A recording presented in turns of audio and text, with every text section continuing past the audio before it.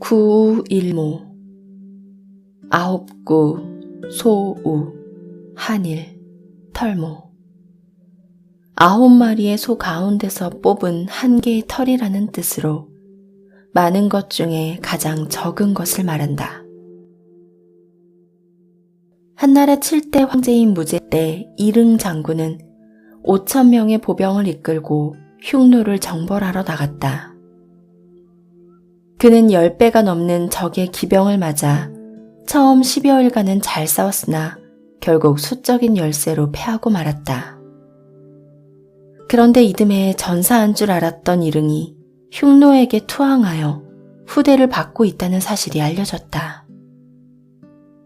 이를 안 무제는 크게 노하여 이릉의 일족을 차명에 처하라고 엄명했다.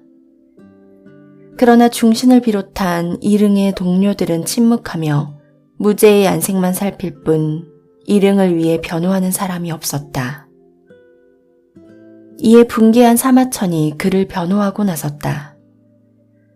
사마천은 이릉을 평소부터 목숨을 바쳐서라도 나라를 위해 싸울 용감한 장군이라고 굳게 믿고 있었다. 그는 무제에게 아뢰었다. 황공하오나 이릉은 적은 보병으로 수만 명의 오랑캐 기병과 싸워 그들을 놀라게 하였습니다. 하지만 지원군은 없고 아군 속에도 배반자가 생기는 바람에 어쩔 수 없이 패전한 것으로 생각됩니다. 그는 또한 최후까지 병졸들과 고통을 같이 하였습니다. 흉노에게 투항한 것도 필시 훗날 황제의 은혜에 보답할 기회를 얻기 위한 고육책일 것입니다. 이 기회에 이릉의 공을 온 세상에 널리 알리시는 게 옳을 듯합니다. 이 말을 들은 무제는 크게 노하여 사마천을 옥에 가두고 남성의 생식기를 잘라 없애는 궁형에 처했다. 사람들은 이 일을 가리켜 이릉의 화라 일컬었다. 사마천은 이를 친구 이만에게 알리는 글에서 최하급의 치욕이라고 적고 씁쓸한 심정을 이렇게 썼다. 내가 사형을 받는다고 해도 그것은 한낱 9마리의 소 중에서 터럭 하나 없어지는 것과 같을 뿐이니 나와 같은 존재는 땅강아지나 개미 같은 미물과 무엇이 다르겠나. 그리고 세상 사람들 또한 내가 죽는다 해도 절개를 위해 죽는다고 생각하기는커녕 나쁜 말을 하다가 큰 죄를 지어 어리석게 죽었다고 여길 것이네.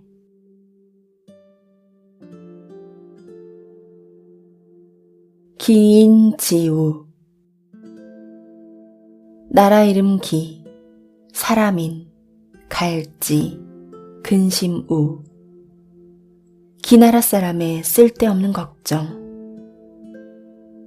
주왕조 시대 때의 일이다. 기나라에는 쓸데없는 걱정으로 잠도 자지 못하고 음식도 제대로 먹지 못하는 사람이 있었다. 보다 못한 친구가 찾아와 그에게 물었다. 어찌하여 잠도 못 자고 음식도 못 먹는 겐가? 만약 하늘이 무너지거나 땅이 꺼진다면 몸둘 곳이 없어서 그러하다네. 이 말을 들은 친구가 차분한 어조로 말했다. 하늘은 본래 기가 없는 곳이네. 단지 기가 쌓여 뭉쳐있는 것뿐이지. 우리가 종일 하늘 가운데 있어 몸을 굽히고 숨을 쉬는 것도 다 기가 있어서 그런 것이라네. 그러니 하늘은 무너지지 않을 것이네. 그렇다면 해와 달과 별은 떨어져 내릴 게 아닌가? 해와 달과 별도 역시 쌓인 기 속에서 빛나고 있는 것이네. 혹시 떨어져 내린다 해도 다칠 염려는 없을 것이네. 그럼 땅이 꺼지지는 않겠는가? 땅은 단지 흙덩어리일 뿐이네.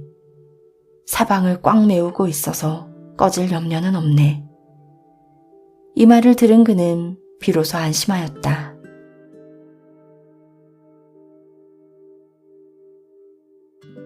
노마지지, 늙은 로, 말마, 갈지, 지혜지.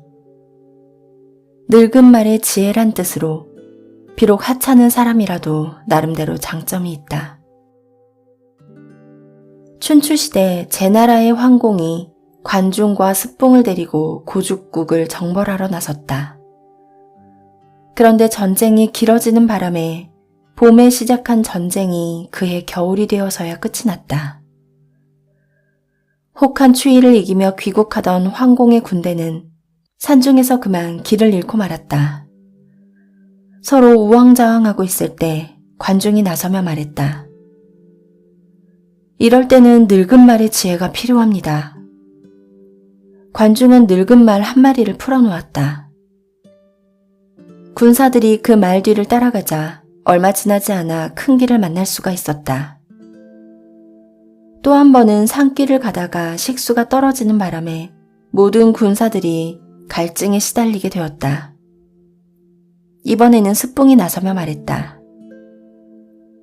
개미란 여름에는 산의 북쪽 음지에 집을 짓고 겨울에는 남쪽 양지 바른 곳에 집을 짓습니다.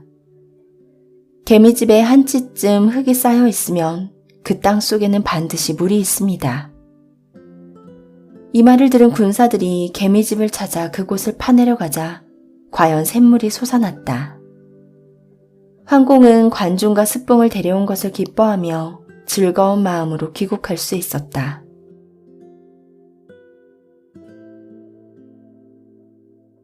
농단, 언덕농, 끈을 탄. 높이 솟아있는 언덕이라는 뜻으로 재물을 독차지함. 전국시대 제나라 선왕 때의 일이다.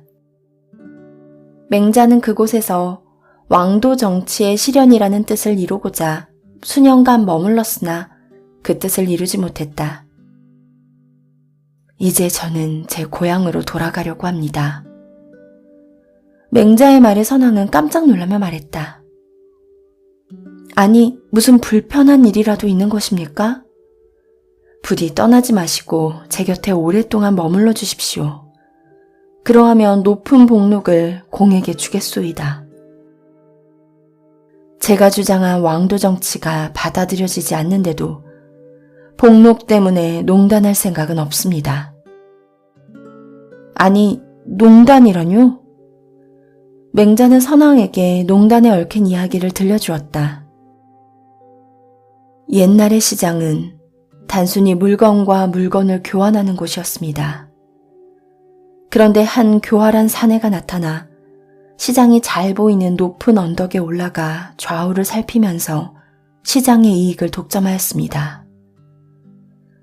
그러자 사람들은 모두 그 사내의 비열한 수법을 천하게 여겼습니다. 이 소식을 들은 관리들은 그에게 세금을 거두기로 했습니다. 이때부터 장사꾼에게 세금을 거두는 제도가 생겨났습니다. 신 또한 그리 될까 두렵습니다. 이 말을 들은 선왕은 고개를 끄덕이며 맹자를 그의 고향으로 돌려보냈다.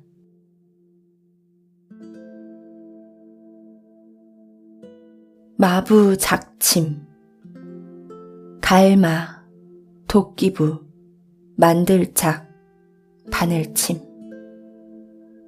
도끼를 갈아서 바늘을 만든다는 뜻으로 아무리 어려운 일이라도 참고 계속하면 언젠가는 반드시 이룰 수 있다.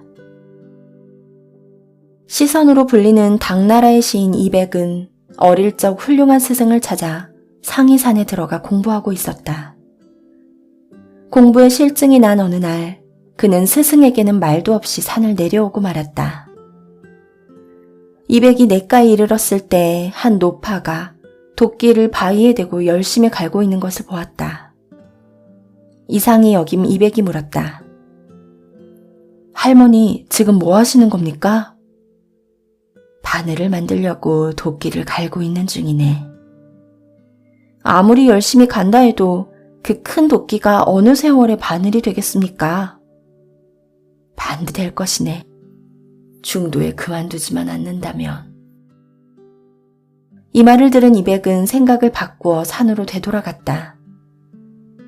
그 후 해이해질 때마다 바늘을 만들기 위해 도끼를 갈던 노파를 생각하며 더욱더 공부에 정진했다.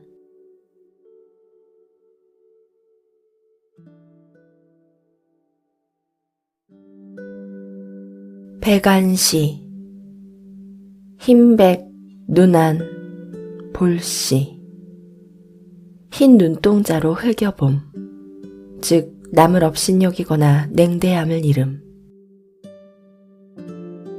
위진시대 때의 일이다. 노자와 장자의 철학에 심취하여 대나무 숲속에 은거하던 중립7년 중에 완적이란 사람이 있었다. 그는 예의에 얽매인 속세의 선비를 보면 속물이라 여겨 눈을 흘겨 흰자로 쳐다보았다. 사람들은 이를 백안시라 했다. 어느 날 중림칠연의 한 사람인 해강의 동생 해이가 완적이 좋아하는 술과 검은고를 가지고 찾아왔다. 그러나 완적은 그를 흘겨보며 상대해주지 않았다.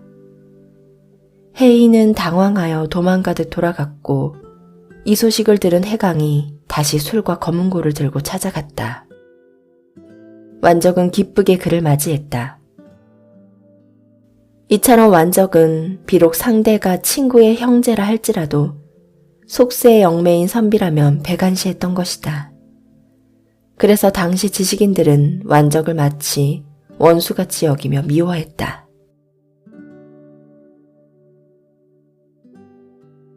복수 불반분, 어플복 물수, 아니불 돌이킬 반 동이분.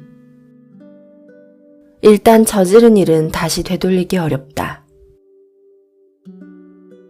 태공은 주나라 시조인 무왕의 아버지 서백의 스승이 되었다가 재상을 하고 제나라의 제후까지 된 인물이었다.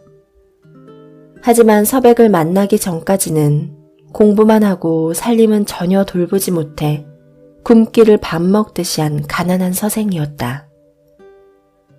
그래서 아내 마씨는 태공을 버리고 친정으로 돌아갔다. 그 후 태공이 제나라 제후가 되자 부인 마씨가 태공을 찾아왔다. 이젠 끼니 걱정을 안 해도 되니 돌아왔어요.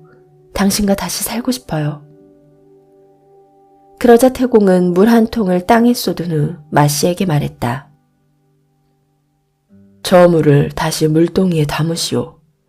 그러면 당신을 다시 아내로 맞으리다. 마씨는 열심히 물을 담으려 했으나 손에 잡히는 것은 진흙뿐이었다.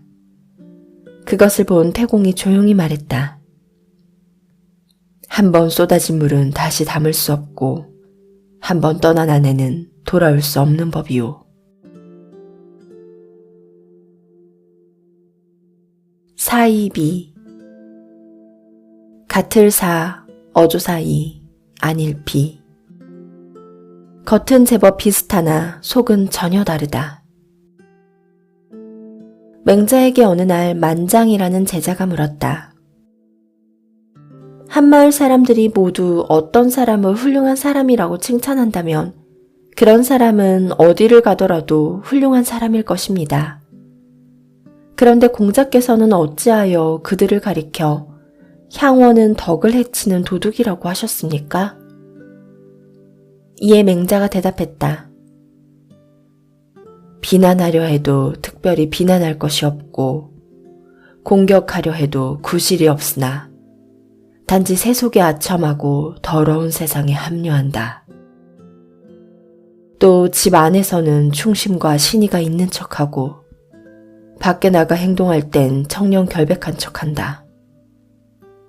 그래서 스스로도 옳다고 생각하고 사람들도 다 좋아하지만 그들과 함께 요순의 올바른 도에 들어가기는 어렵기 때문이다. 또 공자께서는 이런 말씀을 하셨다. 사이비한 것을 미워한다. 말 잘하는 것을 미워함은 그가 정의를 혼란시킬까 두려워서이고 적나라 음악을 미워하는 것은 아악을 혼란시킬까 두려워서이다. 향원을 미워하는 것은 그들이 덕을 혼란시킬까 두려워서이다. 양약 고구, 좋을 양, 약약, 괴로울 고, 입구. 좋은 약은 입에 쓰다는 뜻으로 충어는 귀에 거슬린다. 최초로 중국을 통일했던 진나라 시황제가 죽자 천하는 다시 술렁이기 시작했다.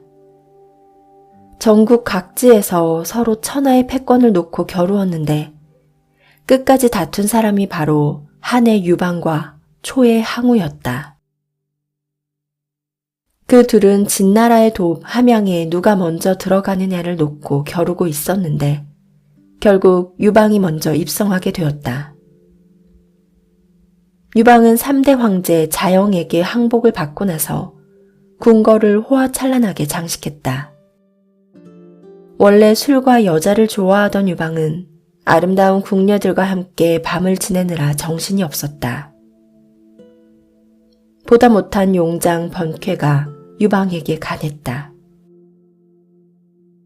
아직 천하는 통일되지 않았는데 이렇게 궁녀들에게 정신이 팔려 있어서는 곤란하옵니다. 항우가 벌써 함곡강 가까이까지 도달했다고 합니다. 빨리 이 궁궐을 벗어나 적당한 곳에서 진을 치도록 명하시옵소서. 하지만 유방은 번쾌의 말을 듣지 않았다. 이에 현명한 참모로 명성이 자자한 장량이 간했다. 지금 전하의 임무는 천하를 위해 남아있는 적들을 소탕하고 백성들을 안심시키는 것이옵니다. 그럼에도 불구하고 궁궐에 들어오시자마자 재물과 미색에 현혹되어 포악한 진시 황제의 만행을 배우려 하시니 이는 옳지 않습니다. 이렇게 되면 진시 황제의 전철을 밟게 되는 것이나 다름없사옵니다. 본디 충언은 귀에 거슬리나 행실에 이롭고 독약은 입에 쓰나 병에 이롭다고 했사옵니다. 부디 번쾌의 진언을 들어주십시오. 그때서야 유방은 자신의 잘못을 깨우치고 왕궁을 벗어나 항우의 공격에 대비했다. 양두 구육 양양, 머리두, 개구, 고기육. 밖에는 양머리를 걸어놓고 안에서는 개고기를 판다는 뜻으로 좋은 물건을 내걸고 나쁜 물건을 판다. 춘추시대 제나라 영공은 궁중의 여인들에게 남장을 시켜놓고 눈으로 보는 것을 즐기는 별난 취미를 가지고 있었다. 그런데 이 취미가 곧 백성들 사이에서도 유행해 남장한 여인이 날로 늘어났다. 그러자 영공은 재상인 안영을 불러 다음과 같이 물었다. 내가 듣기로 요즘 궁 밖에서는 남장하는 여인들이 많다지요. 이는 국가에 해가 되는 일이니 모두 잡아들여 처벌하시오. 왕이 직접 남장 금지령을 내렸음에도 불구하고 유행은 좀처럼 수그러들지 않았다. 영공은 다시 안영을 불러 그 까닭을 물었다. 전하께서는 궁중의 여인들에게는 남장을 허용하시면서 궁 밖의 여인들에게는 금지령을 내렸사옵니다. 이는 밖에는 양머리를 걸어놓고 안에서는 개고기를 파는 것과 다를 바가 없사옵니다. 이제라도 궁중의 여인들에게 남장을 금하옵소서. 그리하면 궁 밖의 여인들도 감히 남장을 하지 못할 것입니다. 안영의 말을 들은 영공은 자신의 그릇됨을 반성하며 그날 즉시 궁 안의 여인들에게 남장 금지령을 내렸다. 그러자 다음 날부터 제나라에서는 남장한 여인을 찾아볼 수가 없었다.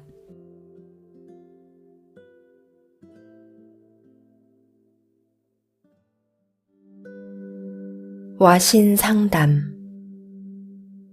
노을와 섬나무신, 맞볼상 쓸개담. 섭 위에서 잠을 자고 쓸개를 핥는다는 뜻으로 목적을 달성하기 위해 온갖 고난을 참고 견디다. 춘추시대에 오나라 왕 함녀와 월나라 왕 구천이 서로 전쟁을 하고 있었다.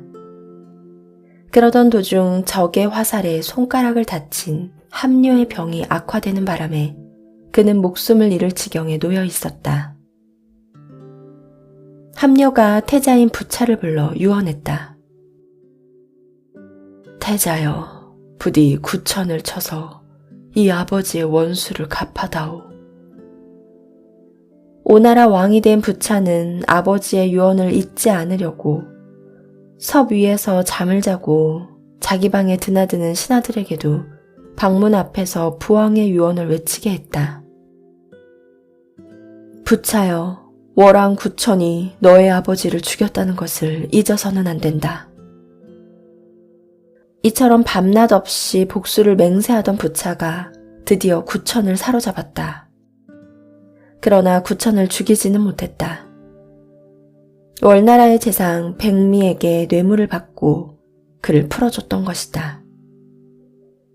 부처의 신하가 된다는 조건으로 고국에 돌아온 9천은 치욕에 몸을 떨며 복수를 다짐했다. 항상 곁에다 쓸개를 놔두고 앉으나 서나 그 쓴맛을 맛보았다. 이렇게 12년의 세월이 흘렀다. 마침내 9천은 그동안 은밀히 훈련시켰던 군사들을 데리고 부차를 사로잡았다. 그 후 9천은 부차를 대신하여 천하의 패자가 되었다. 완벽. 완전할 완, 둥근 옥벽. 흠이 없는 구슬이라는 뜻으로 결점이 없는 훌륭한 상태. 전국시대의 조나라 해문왕은 화씨지벽이라는 천하 명옥을 우연히 얻게 되었다. 이 소문을 들은 진나라 소양왕은 어떻게든 화씨지벽을 손에 넣어야겠다고 생각했다. 그래서 곧 조나라에 사신을 보내어 성 15개와 화씨지벽을 맞바꾸자고 제의했다. 해문왕에게는 실로 난처한 문제였다. 제의를 거절하면 당장 쳐들어올 것이고 화씨지벽을 넘겨주면 그냥 빼앗기고 말 것이 뻔했기 때문이다. 해문왕은 중신들을 소집하여 의논했다. 이 자리에서 중신들은 지모와 담력이 뛰어난 인상여를 사신으로 보내기로 결정했다. 이리하여 인상여는 화씨지벽을 가지고 진나라로 가게 되었다. 인상여가 가지고 온 구슬을 본 소양왕은 크게 기뻐하며 좌우 신하들과 후궁들에게까지 돌려가며 그것을 보여주었다. 하지만 소양왕은 교환 조건으로 내세운 15개의 성에 대해서는 도무지 내색을 하지 않았다. 낌새를 알아차린 인상여가 소양왕 앞에 엎드리며 간했다. 전하, 사실은 그 화씨지벽에 흠집이 있사옵니다. 제가 그것을 보여드리겠습니다. 소양왕이 무심코 화씨지벽을 건네주자 인상여는 궁궐 기둥 옆으로 다가갔다. 그러고는 소양왕을 쳐다보며 말했다. 전하, 조나라에서는 전하를 의심하고 구슬을 주지 않으려 했습니다. 그런 것을 신이 굳이 진나라 같은 대국이 신의를 지키지 않을 리 없다고 말하여 구슬을 가져오게 되었습니다. 이렇게 어렵게 가져온 구슬인데 전하께서는 후궁들에게까지 보여주며 구경을 하도록 하여 신을 희롱하였습니다. 또한 전하께서 약속하신 15개의 성을 주실 생각이 없는 것 같아 보였습니다. 그러므로 신은 이 구슬을 다시 가져가겠습니다. 지금 전하께서 이 구슬을 신에게서 강제라도 빼앗는다면 신은 이 구슬과 함께 이 기둥에 부딪혀 죽음을 택할 것이옵니다. 말을 마치자 인상여는 구슬을 들어 기둥에 던질 태세를 하였다. 구슬이 깨어질까봐 겁이 난 소양왕은 급히 자신의 경솔함을 사과하며 담당관을 불러 조나라에게 15개의 성을 주라고 지시했다. 하지만 이 모두가 거짓 연극임을 눈치챈 인상여가 말했다. 이 구슬은 천하에 둘도 없는 보석이옵니다. 전하께서는 부디 저희 전하와 같이 닷새 동안을 목욕 재개한 다음 의식을 갖추어 받도록 하시옵소서. 그리하지 않으면 저는 이 구슬을 바치지 못하겠나이다. 이 말을 들은 소양왕은 닷새 동안 목욕 재개를 하며 기다렸고 이 틈을 타서 인상여는 부하를 시켜 화씨 지벽을 조나라로 보내버렸다. 나중에 이 사실을 안 소양왕은 인상여를 붙잡아 죽이려고 했으나 소문이 나빠질 것을 염려하여 후한 대접을 한 후 조나라로 돌려보냈다. 이리하여 화씨 지벽은 온전한 구슬로 되돌아왔다. 인상여는 일약 대신의 자리에 오르게 되었고 뒤이어 조나라의 재상이 되었다. 인생조로. 사람인 살생, 아침조, 이슬로. 인생은 아침 이슬과 같이 덧없다. 전한 무제 때의 일이다. 소무라는 장군이 포로 교환차 사절단을 이끌고 흉노의 땅에 들어갔다. 그런데 마침 그들의 내란에 말려 잡히는 신세가 되고 말았다. 흉노의 우두머리인 선우는 그에게 항복하면 부귀영화를 누리게 해주겠다고 설득했다. 죽어도 그리는 하지 못한다. 소무의 대답에 선우가 할 수 없다는 듯 말했다. 그럼 어쩔 수가 없구나. 그렇다면 순양이 새끼를 낳으면 너를 풀어주겠노라. 이리하여 소무는 북해변으로 추방되어 들쥐와 풀뿌리로 간신히 목숨을 유지하며 지내게 되었다. 그러던 어느 날 고국의 친구인 이릉 장군이 찾아왔다. 이릉 또한 흉노와 싸우다가 포로가 된 것이었다. 하지만 끝까지 항복하지 않은 소무와는 달리 이릉은 선우의 빈객으로 후대를 받아 항장이 되었다. 이 사실이 부끄러워 감히 소무를 찾지 못하다가 이번에 선우의 부탁으로 먼 길을 달려온 것이다. 이릉은 주연을 베풀어 소무를 위로하면서 말했다. 이보게 이만 돌아가세나. 선우가 자네를 데려오면 부귀영화를 누리게 해주겠다고 약속했네. 이제 그만 고생하고 나와 함께 돌아가세. 어차피 인생은 아침 이슬과 같은 것이 아니겠는가? 하지만 소무는 친구인 이릉의 제안 또한 거절했다. 소무의 굳은 충심을 확인한 이릉은 고개를 숙이며 혼자 돌아갔다. 그 후 소무는 무제의 아들인 소제가 파견한 특사의 지혜로운 행동으로 인해 다시 고국 땅을 밟게 되었다. 실로 가슴 벅찬 19년 만의 귀국이었다. 일망타진.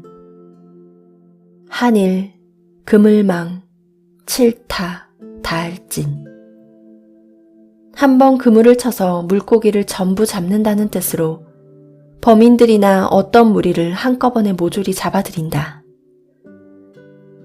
북송 4대 황제인 인종은 어진 임금이었다. 당시에는 임금이 대신들과 상의하지 않고 어떠한 의견을 내면 곧바로 시행하게 되는 관례가 있었는데 그것을 내강이라 했다. 하지만 새로 재상이 된 강직한 성격의 두연은 이것이 불만이었다. 내강의 관행은 바른 정치를 가로막는 것이다. 나는 이를 따를 수가 없다.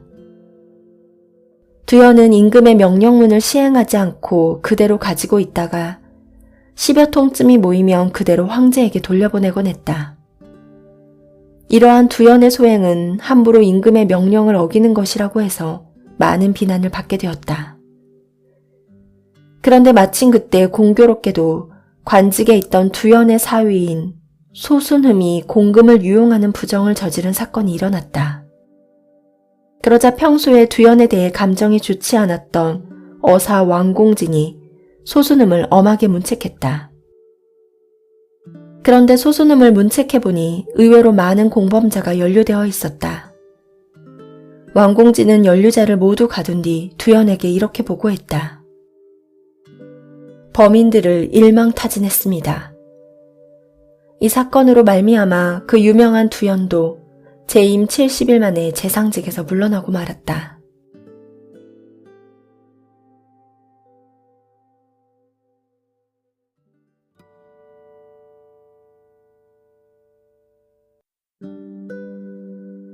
구우일모. 아홉구, 소우, 한일, 털모. 9마리의 소 가운데서 뽑은 한 개의 털이라는 뜻으로 많은 것 중에 가장 적은 것을 말한다.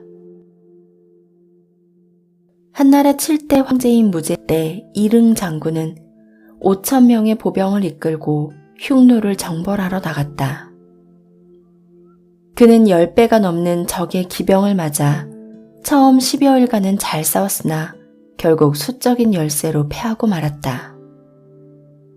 그런데 이듬해 전사한 줄 알았던 이릉이 흉노에게 투항하여 후대를 받고 있다는 사실이 알려졌다. 이를 안 무제는 크게 노하여 이릉의 일족을 차명에 처하라고 엄명했다.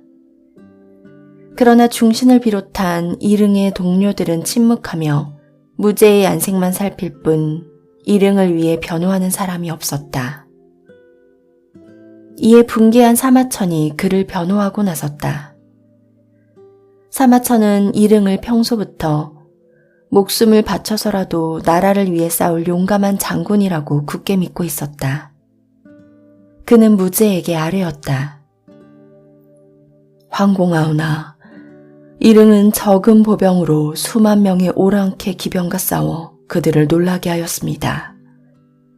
하지만 지원군은 없고 아군 속에도 배반자가 생기는 바람에 어쩔 수 없이 패전한 것으로 생각됩니다.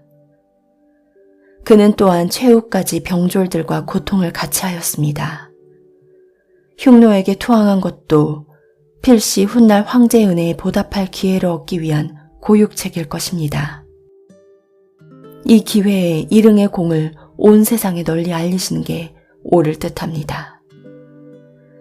이 말을 들은 무제는 크게 노하여 사마천을 옥에 가두고 남성의 생식기를 잘라 없애는 궁형에 처했다. 사람들은 이 일을 가리켜 이릉의 화라 일컬었다. 사마천은 이를 친구 이만에게 알리는 글에서 최하급의 치욕이라고 적고 씁쓸한 심정을 이렇게 썼다.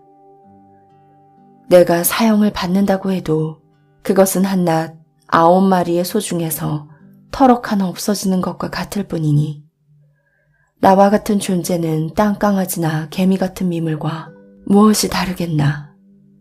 그리고 세상 사람들 또한 내가 죽는다 해도 절개를 위해 죽는다고 생각하기는커녕 나쁜 말을 하다가 큰 죄를 지어 어리석게 죽었다고 여길 것이네.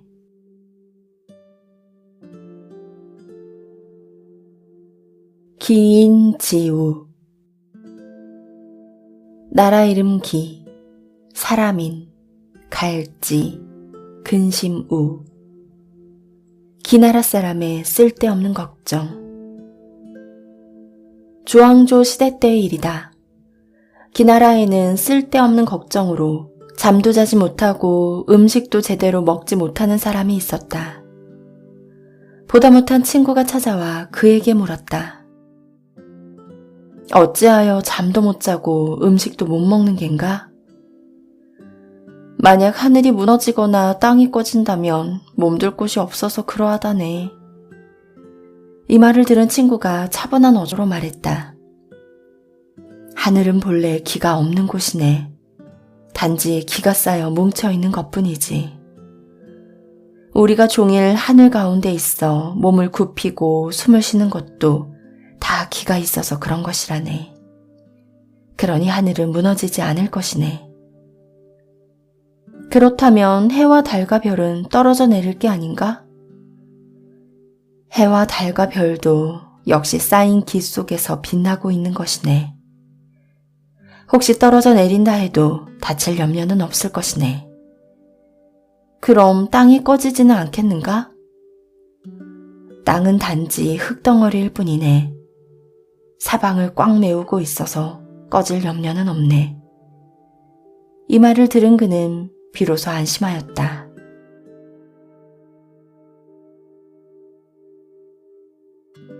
노마지지, 늙은 로, 말마, 갈지, 지혜지.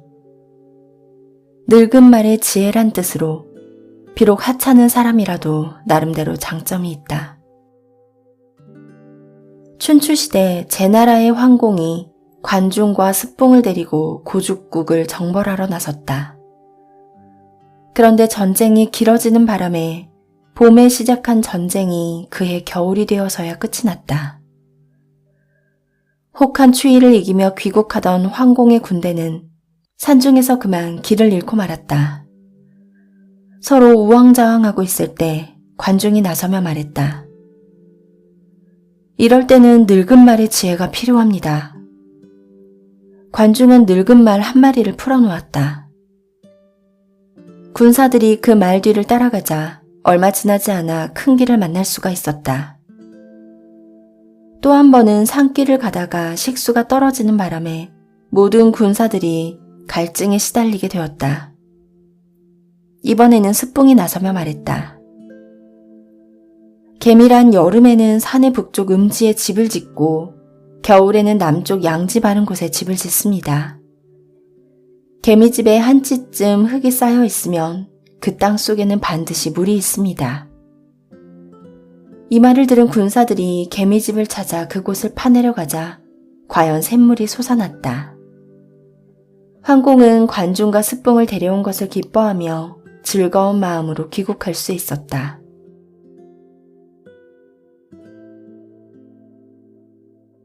농단, 언덕롱, 끈을 탄. 높이 솟아있는 언덕이라는 뜻으로 재물을 독차지함. 전국시대 제나라 선왕 때의 일이다.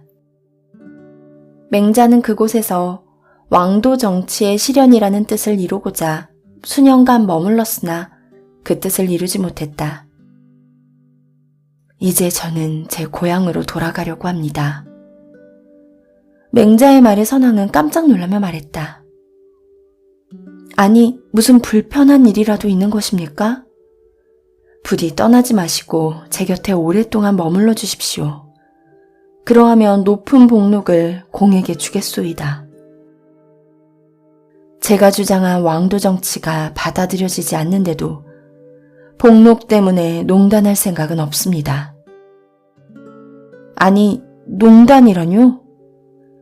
맹자는 선왕에게 농단에 얽힌 이야기를 들려주었다.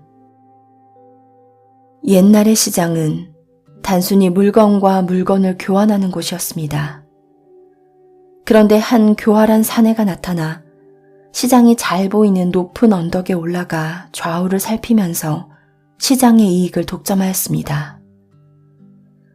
그러자 사람들은 모두 그 사내의 비열한 수법을 천하게 여겼습니다. 이 소식을 들은 관리들은 그에게 세금을 거두기로 했습니다. 이때부터 장사꾼에게 세금을 거두는 제도가 생겨났습니다. 신 또한 그리 될까 두렵습니다. 이 말을 들은 선왕은 고개를 끄덕이며 맹자를 그의 고향으로 돌려보냈다.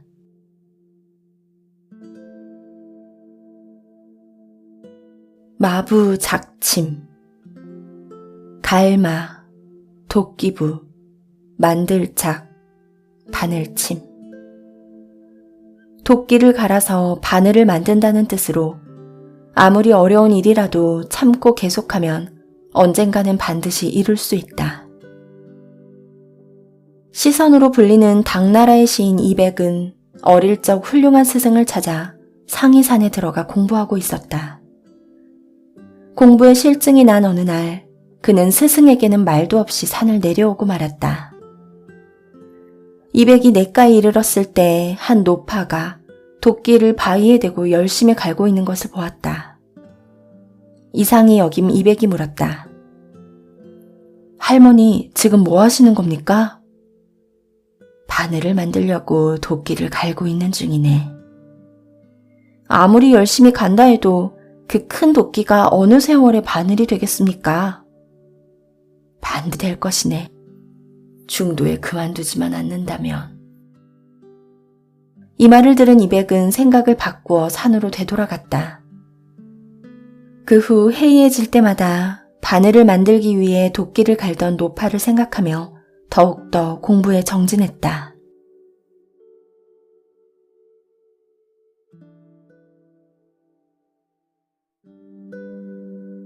백안시, 흰백, 눈안, 볼시. 흰 눈동자로 흘겨봄. 즉 남을 업신여기거나 냉대함을 이름. 위진시대 때의 일이다. 노자와 장자의 철학에 심취하여 대나무 숲속에 은거하던 중립7년 중에 완적이란 사람이 있었다. 그는 예의에 얽매인 속세의 선비를 보면 속물이라 여겨 눈을 흘겨 흰자로 쳐다보았다. 사람들은 이를 백안시라 했다. 어느 날 중림칠연의 한 사람인 해강의 동생 해이가 완적이 좋아하는 술과 검은고를 가지고 찾아왔다. 그러나 완적은 그를 흘겨보며 상대해주지 않았다. 해이는 당황하여 도망가듯 돌아갔고 이 소식을 들은 해강이 다시 술과 검은고를 들고 찾아갔다. 완적은 기쁘게 그를 맞이했다. 이처럼 완적은 비록 상대가 친구의 형제라 할지라도 속세의 얽매인 선비라면 백안시했던 것이다. 그래서 당시 지식인들은 완적을 마치 원수같이 여기며 미워했다.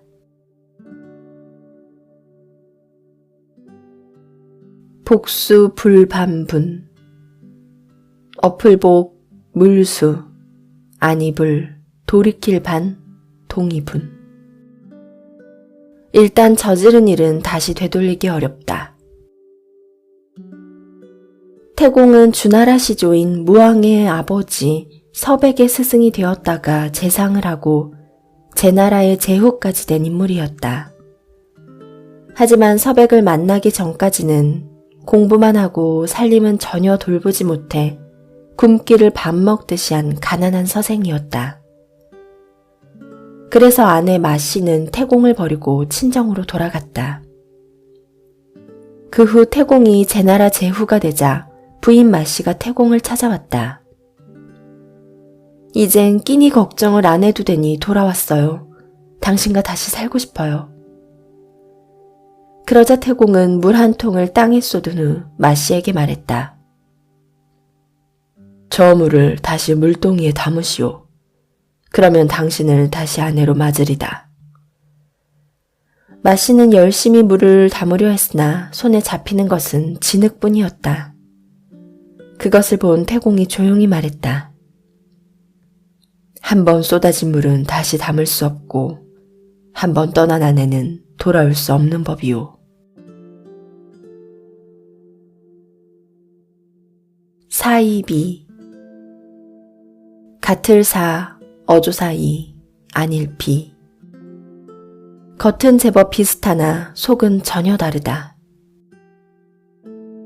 맹자에게 어느 날 만장이라는 제자가 물었다. 한마을 사람들이 모두 어떤 사람을 훌륭한 사람이라고 칭찬한다면 그런 사람은 어디를 가더라도 훌륭한 사람일 것입니다.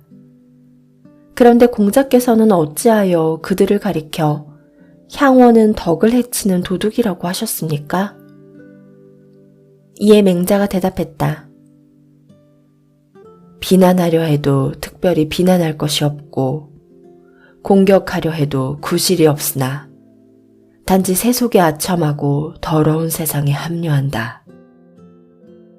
또 집 안에서는 충심과 신의가 있는 척하고 밖에 나가 행동할 땐 청렴 결백한 척한다.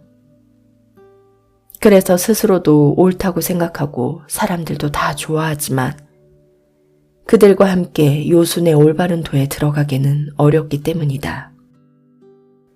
또 공자께서는 이런 말씀을 하셨다. 사이비한 것을 미워한다. 말 잘하는 것을 미워함은 그가 정의를 혼란시킬까 두려워서이고 적나라 음악을 미워하는 것은 아악을 혼란시킬까 두려워서이다.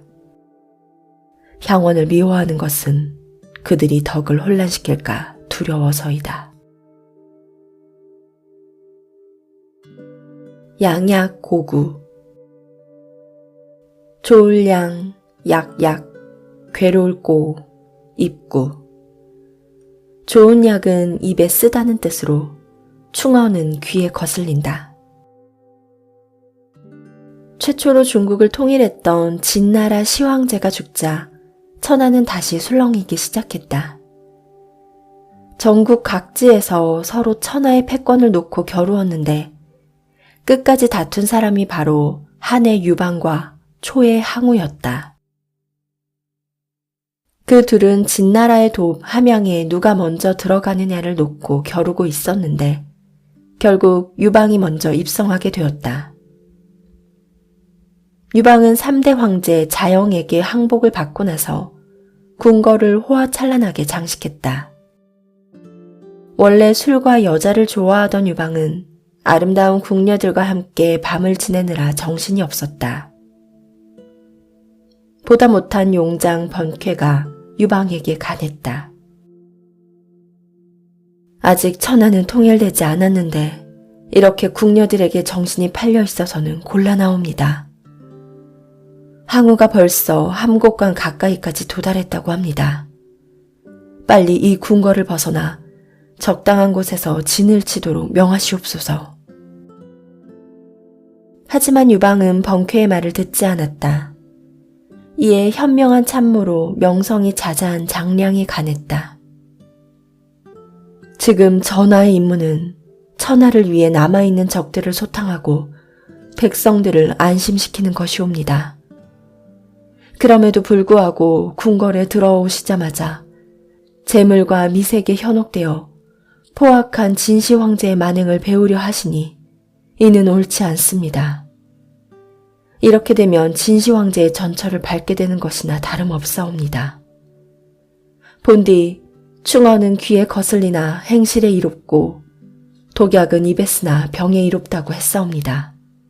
부디 번쾌의 진언을 들어주십시오. 그때서야 유방은 자신의 잘못을 깨우치고 왕궁을 벗어나 항우의 공격에 대비했다. 양두구육. 양양, 머리두, 개구, 고기육. 밖에는 양머리를 걸어놓고 안에서는 개고기를 판다는 뜻으로 좋은 물건을 내걸고 나쁜 물건을 판다. 춘추시대 제나라 영공은 궁중의 여인들에게 남장을 시켜놓고 눈으로 보는 것을 즐기는 별난 취미를 가지고 있었다. 그런데 이 취미가 곧 백성들 사이에서도 유행해 남장한 여인이 날로 늘어났다. 그러자 영공은 재상인 안영을 불러 다음과 같이 물었다. 내가 듣기로 요즘 궁 밖에서는 남장하는 여인들이 많다지요. 이는 국가에 해가 되는 일이니 모두 잡아들여 처벌하시오. 왕이 직접 남장 금지령을 내렸음에도 불구하고 유행은 좀처럼 수그러들지 않았다. 영공은 다시 안영을 불러 그 까닭을 물었다. 전하께서는 궁중의 여인들에게는 남장을 허용하시면서 궁 밖의 여인들에게는 금지령을 내렸사옵니다. 이는 밖에는 양머리를 걸어놓고 안에서는 개고기를 파는 것과 다를 바가 없사옵니다. 이제라도 궁중의 여인들에게 남장을 금하옵소서. 그리하면 궁 밖의 여인들도 감히 남장을 하지 못할 것입니다. 안영의 말을 들은 영공은 자신의 그릇됨을 반성하며 그날 즉시 궁 안의 여인들에게 남장 금지령을 내렸다. 그러자 다음 날부터 제나라에서는 남장한 여인을 찾아볼 수가 없었다.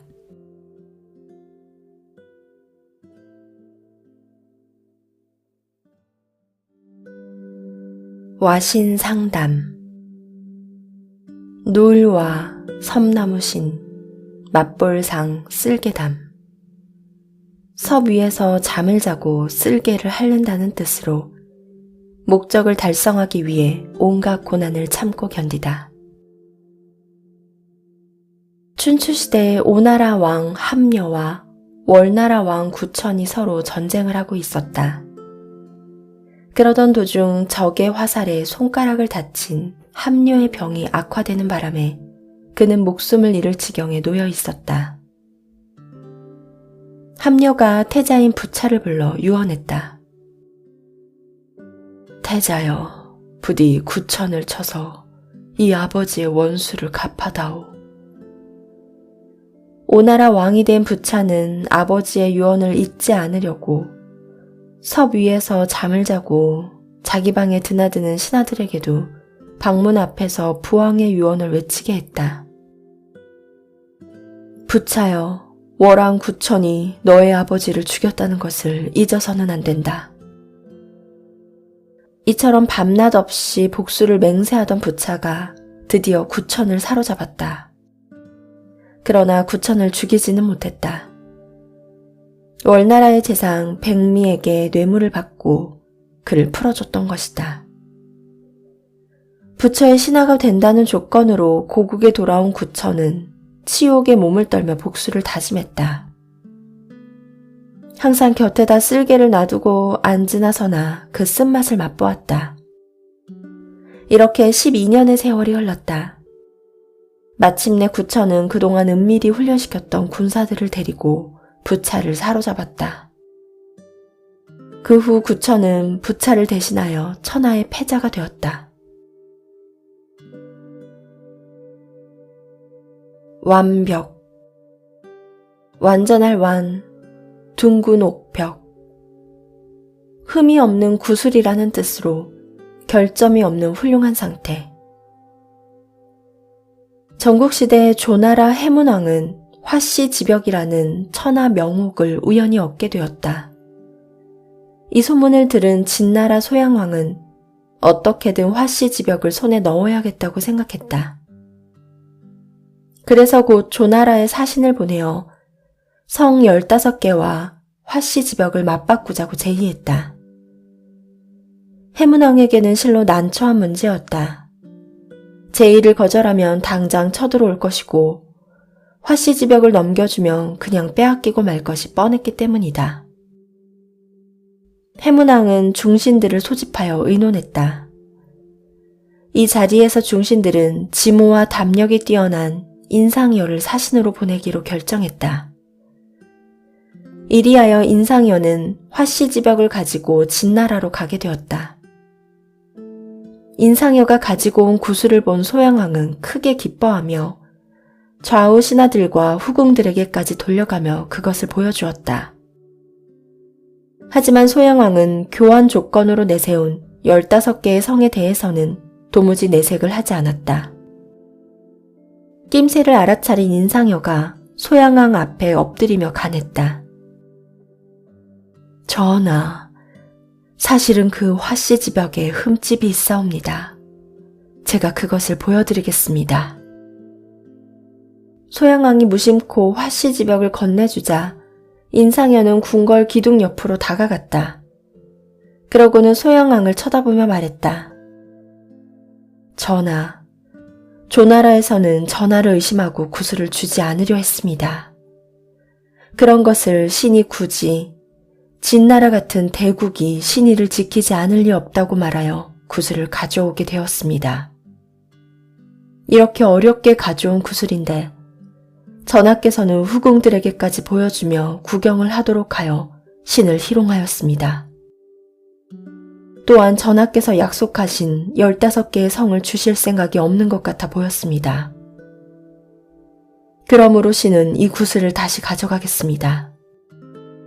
지금 전하께서 이 구슬을 신에게서 강제라도 빼앗는다면 신은 이 구슬과 함께 이 기둥에 부딪혀 죽음을 택할 것이옵니다. 말을 마치자 인상여는 구슬을 들어 기둥에 던질 태세를 하였다. 구슬이 깨어질까봐 겁이 난 소양왕은 급히 자신의 경솔함을 사과하며 담당관을 불러 조나라에게 15개의 성을 주라고 지시했다. 하지만 이 모두가 거짓 연극임을 눈치챈 인상여가 말했다. 이 구슬은 천하에 둘도 없는 보석이옵니다. 전하께서는 부디 저희 전하와 같이 닷새 동안을 목욕 재개한 다음 의식을 갖추어 받도록 하시옵소서. 그리하지 않으면 저는 이 구슬을 바치지 못하겠나이다. 이 말을 들은 소양왕은 닷새 동안 목욕 재개를 하며 기다렸고 이 틈을 타서 인상여는 부하를 시켜 화씨지벽을 조나라로 보내버렸다. 나중에 이 사실을 안 소양왕은 인상여를 붙잡아 죽이려고 했으나 소문이 나빠질 것을 염려하여 후한 대접을 한 후 조나라로 돌려보냈다. 이리하여 화씨지벽은 온전한 구슬로 되돌아왔다. 인상여는 일약 대신의 자리에 오르게 되었고 뒤이어 조나라의 재상이 되었다. 인생조로. 사람인 살생, 아침조, 이슬로. 인생은 아침 이슬과 같이 덧없다. 전한 무제 때의 일이다. 소무라는 장군이 포로 교환차 사절단을 이끌고 흉노의 땅에 들어갔다. 그런데 마침 그들의 내란에 말려 잡히는 신세가 되고 말았다. 흉노의 우두머리인 선우는 그에게 항복하면 부귀영화를 누리게 해주겠다고 설득했다. 죽어도 그리는 하지 못한다. 소무의 대답에 선우가 할 수 없다는 듯 말했다. 그럼 어쩔 수가 없구나. 그렇다면 순양이 새끼를 낳으면 너를 풀어주겠노라. 이리하여 소무는 북해변으로 추방되어 들쥐와 풀뿌리로 간신히 목숨을 유지하며 지내게 되었다. 그러던 어느 날 고국의 친구인 이릉 장군이 찾아왔다. 이릉 또한 흉노와 싸우다가 포로가 된 것이었다. 하지만 끝까지 항복하지 않은 소무와는 달리 이릉은 선우의 빈객으로 후대를 받아 항장이 되었다. 이 사실이 부끄러워 감히 소무를 찾지 못하다가 이번에 선우의 부탁으로 먼 길을 달려온 것이다. 이릉은 주연을 베풀어 소무를 위로하면서 말했다. 이보게 이만 돌아가세나. 선우가 자네를 데려오면 부귀영화를 누리게 해주겠다고 약속했네. 이제 그만 고생하고 나와 함께 돌아가세. 어차피 인생은 아침 이슬과 같은 것이 아니겠는가? 하지만 소무는 친구인 이릉의 제안 또한 거절했다. 소무의 굳은 충심을 확인한 이릉은 고개를 숙이며 혼자 돌아갔다. 그 후 소무는 무제의 아들인 소제가 파견한 특사의 지혜로운 행동으로 인해 다시 고국 땅을 밟게 되었다. 실로 가슴 벅찬 19년 만의 귀국이었다. 일망타진. 한일, 그물망, 칠타, 다알진. 한번 그물을 쳐서 물고기를 전부 잡는다는 뜻으로 범인들이나 어떤 무리를 한꺼번에 모조리 잡아들인다.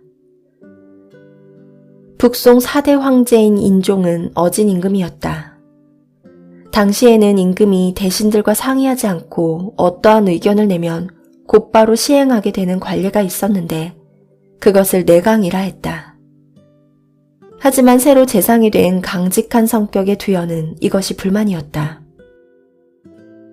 내강의 관행은 바른 정치를 가로막는 것이다. 나는 이를 따를 수가 없다. 두연은 임금의 명령문을 시행하지 않고 그대로 가지고 있다가 10여 통쯤이 모이면 그대로 황제에게 돌려보내곤 했다. 이러한 두연의 소행은 함부로 임금의 명령을 어기는 것이라고 해서 많은 비난을 받게 되었다. 그런데 마침 그때 공교롭게도 관직에 있던 두연의 사위인 소순흠이 공금을 유용하는 부정을 저지른 사건이 일어났다.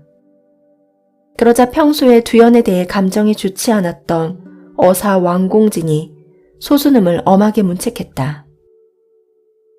그런데 소순흠을 문책해보니 의외로 많은 공범자가 연루되어 있었다.